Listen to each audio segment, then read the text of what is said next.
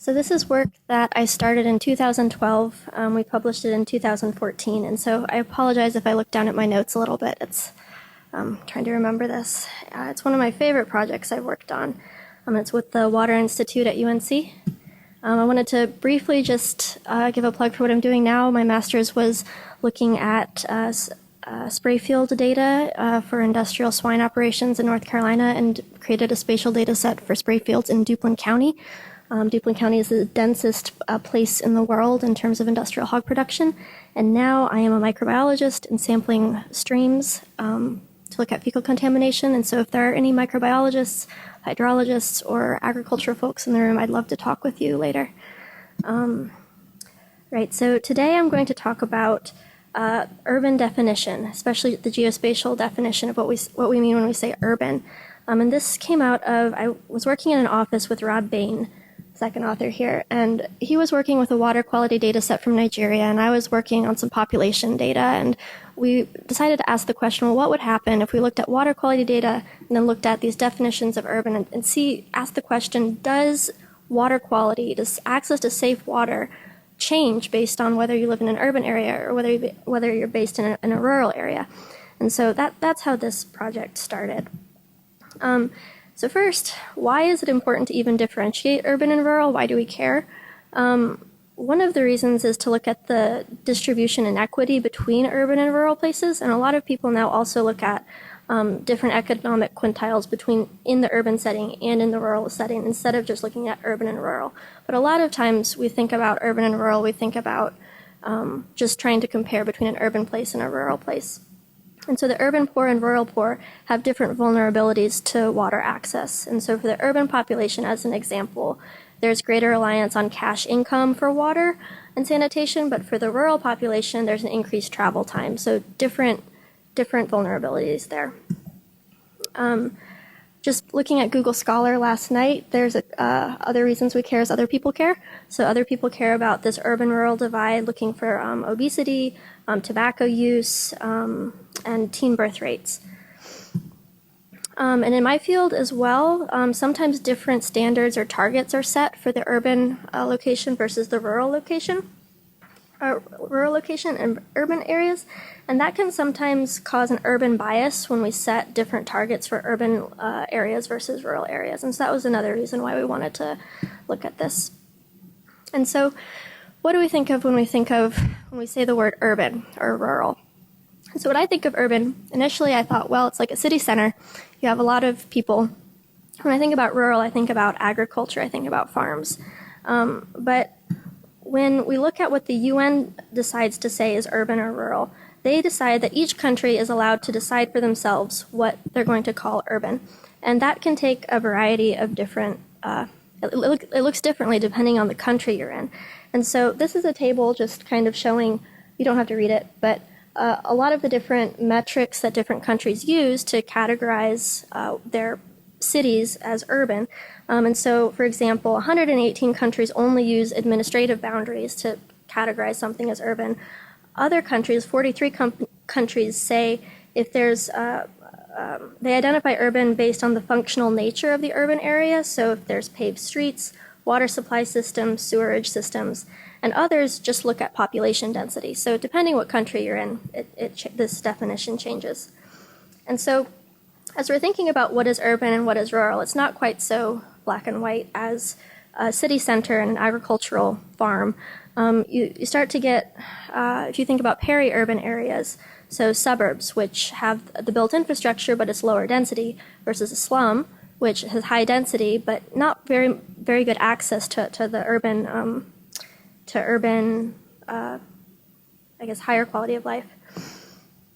And so our objectives were first to look at 8 different geospatial definitions of urban and to see whether water safety in Nigeria is more related to these urban areas than rural areas or vice versa.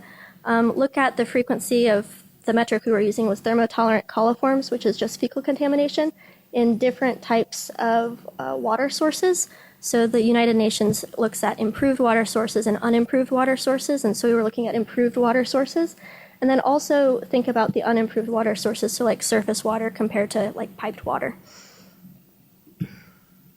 Okay, So these are 8 different urban definitions once I started taking a deeper dive into how people look at how we define urban. It ended up being really interesting. There was kind of a top-down approach to identifying what was urban using remote sensing, and then kind of a bottom-up approach using like census data. And so when we think about these remote sensing methods, on the left, it's this, I have it as kind of a reference, it's called the GRUMP data set. And it looks at anthropogenic light. And so it tends to overestimate the extent of the urban area, and also overestimates wealthier places because they have electricity. Glob Cover and MODIS are also products using satellite data, and they're looking for like the built infrastructure.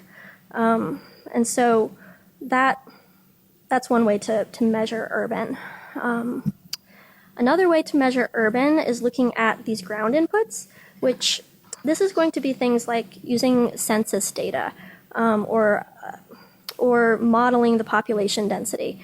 And so let's see, Aegiopolis on the left is sort of a combination of using satellite imagery and the ground input methods. And then this Landscan and AfriPop threshold data sets, I created these data sets based on 2 different population density data sets. And so these 2 population density data sets are created, they take the most recently available census data, and then they model it based on different parameters. So for Landscan, they look at the slope of the cell to say if it's really steep, it's mountain, nobody lives there, we're going to X that out and say nobody can live there.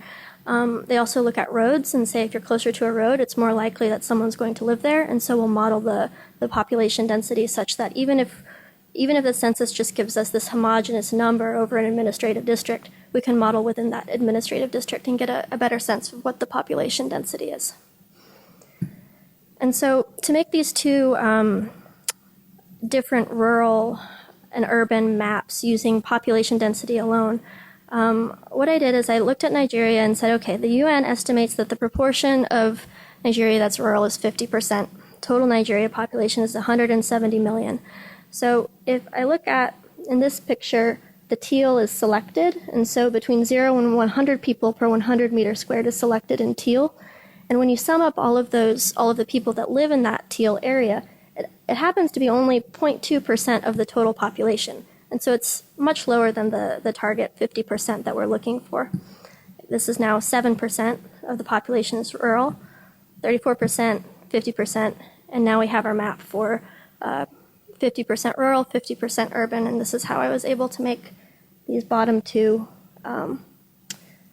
urban definitions. So now with these 8 definitions, we have 8 definitions of urban that are getting at different aspects of what the urban environment is. If there's light, if there's the built infrastructure, or if there's a high population density. So after that, we had our water quality data. And this is what we were trying to see if our water quality data changed based on whether it was in an urban location or a rural location. And so the Radix survey is, we did not do the survey ourselves. It was given to us from the World Health Organization. And the Radix survey is a rapid assessment of drinking water quality for 1,768 samples, and they came from different improved source types. So this is like piped water, dug wells, etc. And we were looking again at thermotolerant coliforms, which is a kind of fecal bacteria. So E. coli is an example of thermotolerant coliforms. So this is an example of one of our results. This would be, we would make something like this for each of the urban definitions, and so this is just for GRUMP.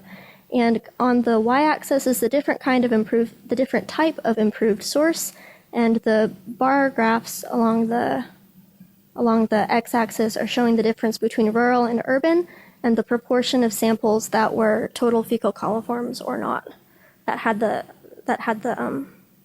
water contamination. And when we put all of this into a table to see, are we seeing differences between urban and rural, we end up finding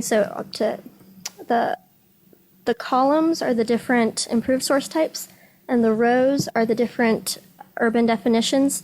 A value greater than 1 indicates that compliance is higher in urban areas, and so the overall, thing to take away from this is that we didn't see a lot. It was really different between each of the urban sources. The urban didn't mean the same thing for each of the urban data sets.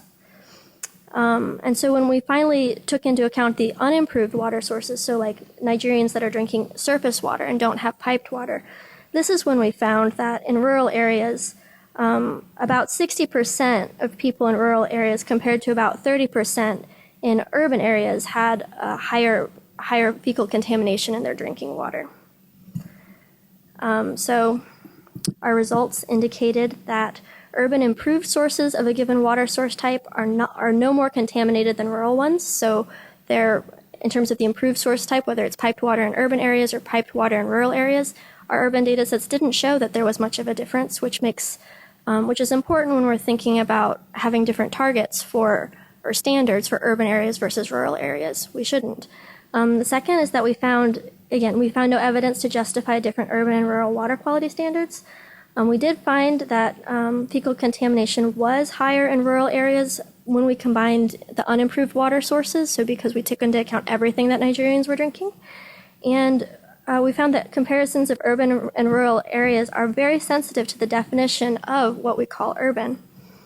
And so I want to conclude with, this is one of my favorite images from this work. So the colors are for each of the 8 data sets. If they were all in agreement, always urban, it's dark red. If they were always in agreement and they were rural, it's dark blue. And everything in between, you start to see this interurban variability. You start to see this urban-rural gradient. And so what I like about this is that although an urban-rural dichotomy is widely used and what we often talk about, a more nuanced continuum using meaningful indicators is more useful. And these indicators can be multifaceted indicators of the urban environment, including the built infrastructure, population density, and access to services. And secondly, incorporating urban and rural subgroups. So not just looking at urban and rural, but looking at subgroups within the urban context and subgroups within the rural context is really important when we're looking at disparities. So I need to thank my co-authors, Rob Bain, who's at the Joint Monitoring Program right now, Jim Wright, who helped a lot with the GIS, Stephen, who had insights from Nigeria, Rafat, who gave us the data set, and Jamie, who let us kind of jump down this rabbit hole and take some time to do this. So thank you.